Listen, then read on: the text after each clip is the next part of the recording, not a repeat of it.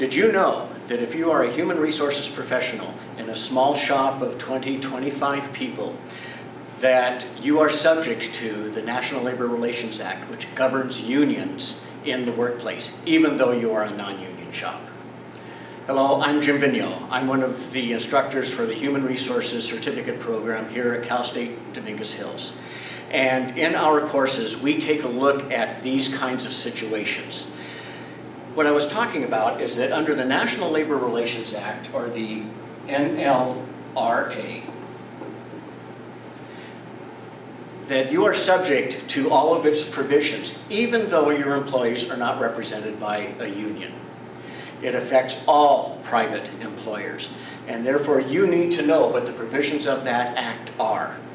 For example, the National Labor Relations Board has recently made a determination that employers cannot establish work rules that say employees cannot discuss their pay with other employees in the workplace.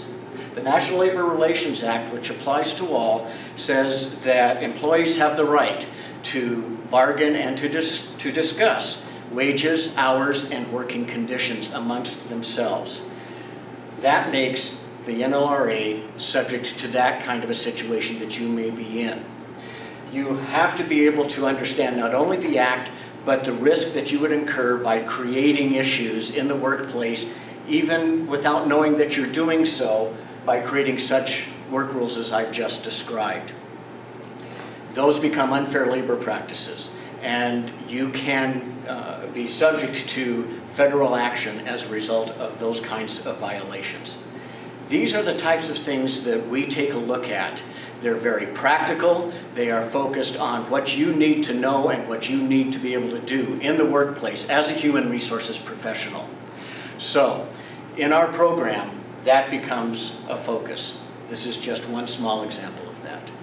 So, call 877-GO-HILLS, come onto the website, take a look at what we offer in the College of Extended Education. We'll help you work through just these kinds of issues.